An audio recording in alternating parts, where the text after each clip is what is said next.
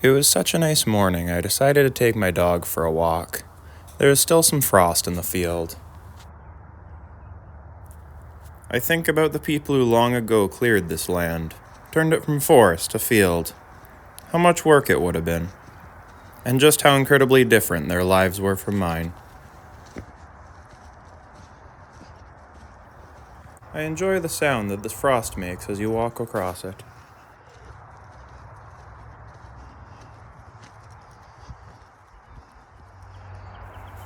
And now we've made it to the far end of the field. Some pets for a good dog.